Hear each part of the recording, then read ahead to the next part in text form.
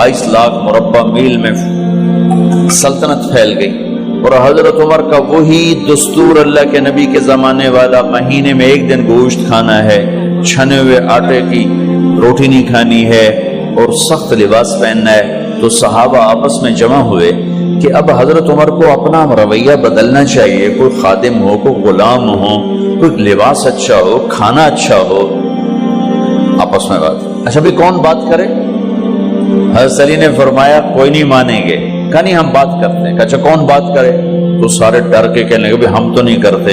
अच्छा भाई कौन बात करे?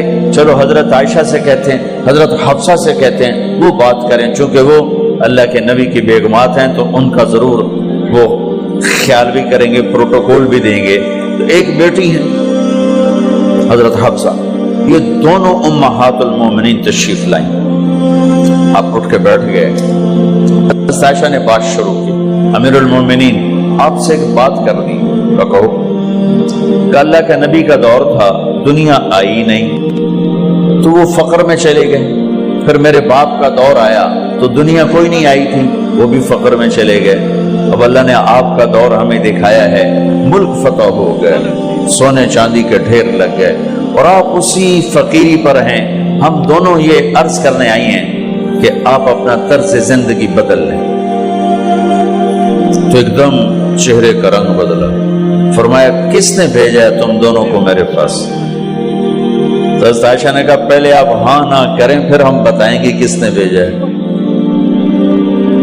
फरमाया अगर मुझे उनके तुम नाम बताओ ना तो मैं मार मार उनके चेहरे लाल कर दूं जिन्होंने तुम्हें मेरे पास भेजा है। फिर उनके आंसू भर आए। फिर फरमाया मेरी बेटी हफ्जा, मैं आयशा से नहीं तुझसे बात कर, तू बता, तू घर वाली है। जिंदगी में अल्लाह के नबी ने 2 टाइम खाना खाया? कभी 2 टाइम खाना खाया? अल्लाहुम्मा नाम का जी नहीं खाया, नहीं खाया। तुम्हें पता है ना, सुबह खाते थे शाम नहीं खाते कजिया, शाम खाते थे सुबह नहीं खाते थे, ठीक है ना कजी? अच्छा तुम्हें पता है ना मेरे नबी के पास एक ही पहनने का जोड़ा होता था। तुम्हारी अलमारियों में तुम्हारी बेगमात के 200 जोड़े लटके होते हैं, तुम्हारे 50 जोड़े लटके होते हैं। हफ्सा तेरे घर में नबी के 2 जोड़े थे या एक था? एक था। कि उसी को खुद धोते थे, नौकर नहीं धोता था, बेगम ने खुद धोते थे, सुखाते थे, पहन के बाहर आते थे। कई दफा ऐसा हुआ कि नहीं हुआ कि नमाज का टाइम आया और बिलाल ने आके आवाज लगाई या रसूल अल्लाह नमाज का वक्त हो चुका है, और आप फरमाते थे बिलाल अभी मेरे कपड़े खुश्क नहीं हुए, हुणे सुकने पाए, हुणे सुकने पाए। अली गिल्ले में आ जाना, नमाज लेट हो जाती थी, कपड़े खुश्क नहीं होते थे। और तुम्हें वो दिन तो याद होगा कि एक दफा जोड़ा भी नहीं था, एक चादर ही थी, उसी को गले में और बदन पे लपेट के नमाज पढ़ाई थी। और तुम्हें वो भी याद होगा कि एक दफा चादर भी नहीं थी तो एक अंसारी औरत से कपड़े उधार मांग के जाके नमाज पढ़ाई थी। तुझे याद है हफ्सा मेरे नबी ने कभी टेक लगा के खाना खाया? तो याद है कभी टेक लगा के खाना खाया? हमेशा ऐसे झुक के खाना खाया कि मैं गुलाम हूं, गुलामों की तरह खाऊंगा। एक दफा तूने छोटे से उस पर टेबल पे रख दिया था और कहा या रसूलल्लाह आप जरा आराम से खा लें, तो आपने खाना उठा के जमीन पे रख के कहा था हफ्सा मैं गुलाम हूं, मैं गुलामों की तरह खाना खाऊंगा। तुझे वो भी याद होगा तेरे घर में मेरे नबी का बिस्तर क्या था बता? क्या जी एक टाट था, टाट जो दिन में फैला देती थी, रात को दोहरा कर देती। का अच्छा वो रात याद है जब तूने उसी टाट की एक की बजाय 2 तह लगाई थी और सुबह अल्लाह के नबी ने पूछा था हफ्सा मेरा बिस्तर तब्दील कर दिया? कहा नहीं या रसूल अल्लाह वही है। میں نے ایک کی دو تہ لگا دی تاکہ آپ کے لیے تھوڑا نرم ہو جائے کہ نہیں حفظہ اس سے جیسا پہلے تھا ویسا ہی کر دو، میں رات کو اٹھ کے اللہ سے باتیں کرتا ہوں، اس کی نرمی نے مجھے اٹھنے میں ذرا رکاوٹ پیدا کی۔ یہ باتیں میں ٹھیک کہہ رہا ہوں؟ جی ہاں ٹھیک ہے۔ تو تم مجھے کہنے آئی ہو کہ میں راستہ بدل لوں؟ حفظہ جنہوں نے تمہیں بھیجا ہے، عائشہ جنہوں نے تمہیں بھیجا ہے، انہیں بتاؤ 3 دوست تھے، 3 مسافر تھے، ایک ان کی ڈگر تھی، اس پر ایک چلا اور چلتے چلتے چلتے اپنی منزل پہ پہنچا اللہ کے محبوب، پھر دوسرا چلا اور اسی ڈگر پہ چلا اور چلتے چلتے اپنی منزل پر پہنچا ابو بکر صدیق۔ اب تیسرا چل رہا ہے، اگر انہی کی راہ پہ چلے گا تو ان تک پہنچے گا، ادھر ادھر ہو گیا بھول بھٹک جائے گا۔ انہیں جا کے بتا دو کہ جس راہ پر میرے دونوں ساتھی چلے میں اسی پہ چلتا رہوں یہاں تک کہ میرا اللہ مجھے میرے ساتھیوں سے ملا دے۔ اللہ نے کیسے ملایا؟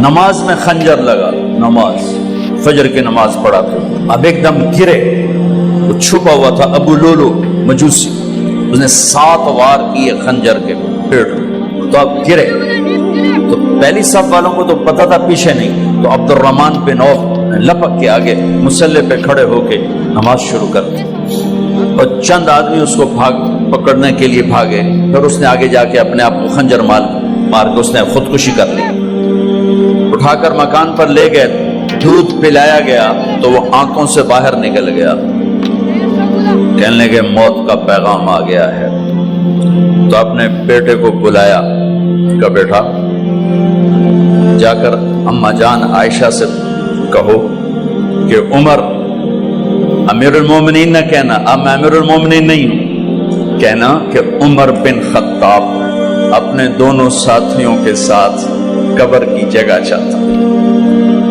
اگر مجھے اجازت مل جائے تو مجھے وہاں دفن کرنا، اگر اجازت نہ ملے تو مجھے عام قبرستان میں دفن کر دیں۔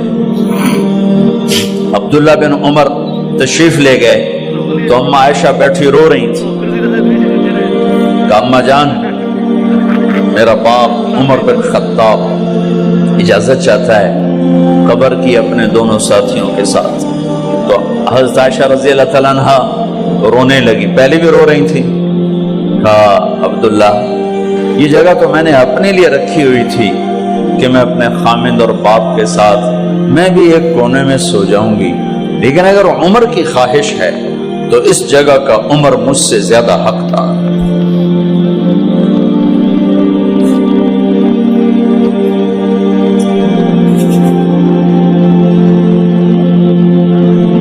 بیٹے نے آ کر کہا ابا جان مبارک ہو، اجازت ہو گئی، کہا بیٹا ہو گئی، لیکن جب میری میت اٹھاؤ تو دروازے پر جا کر رکھنا اور ایک دفعہ دوبارہ پوچھنا، ہو سکتا ہے میرے شرم میں اجازت دی ہو اور میرے مرنے کے بعد انکار فرما دیں، تو ایک دفعہ دوبارہ پوچھنا، اس وقت پہ اجازت ملے تو پھر لے جانا ورنہ واپس لے جانا۔ حضرت علی اور حضرت حسن تشریف لائے جس دن انتقال ہو رہا ہے، تو گھبراہٹ دیکھی، علی نے فرمایا عمر موت سے ڈر گئے ہو؟ کہ نہیں موت سے نہیں ڈرو، موت کے بعد کیا ہوگا اس سے ڈر گیا۔ یہ کون کہہ رہا ہے؟ میرے بعد کوئی نبی ہوتا تو عمر ہوتا، یہ وہ کہہ رہا ہے۔ یہ کون کہہ رہا ہے؟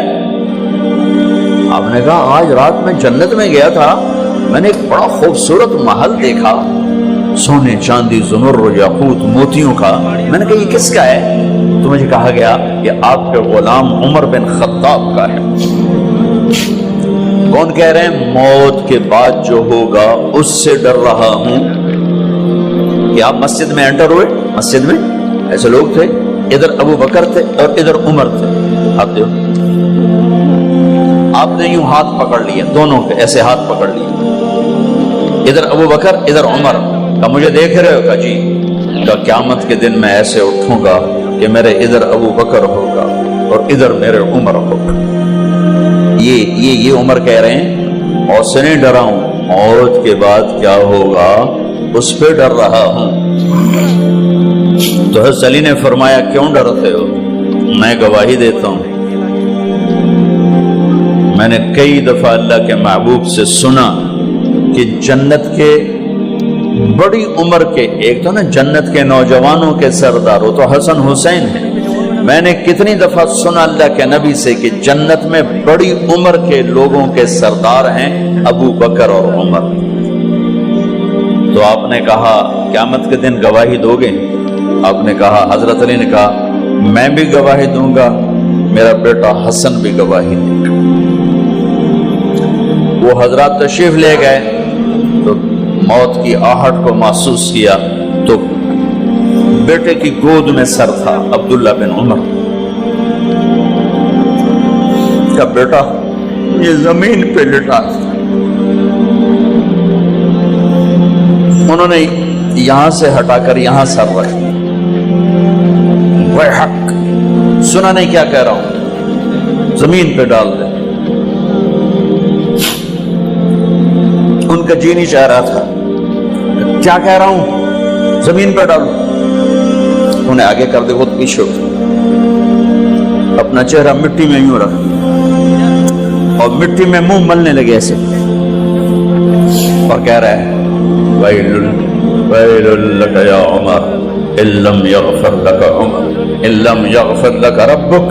اے عمر، اگر تیرے رب نے آج تجھے معاف نہ کی تو تو ہلاک ہو۔ ویل لک ولأمک ویل لک ولأمک یا عمر ان لم یغفر لک ربک۔ عمر، اگر آج تجھے اللہ نے معاف نہ کی تو تو ہلاک ہو۔ اتنے بڑے مقام والے 1,24,000 میں ایک آدمی ہے مراد، جسے مانگا گیا ایک آدمی، یا اللہ عمر دے دے میرے اسلام کی بلندی کے لیے۔ وہ کہہ رہے ہیں ویل لک یا عمر ان لم یغفر لک رب۔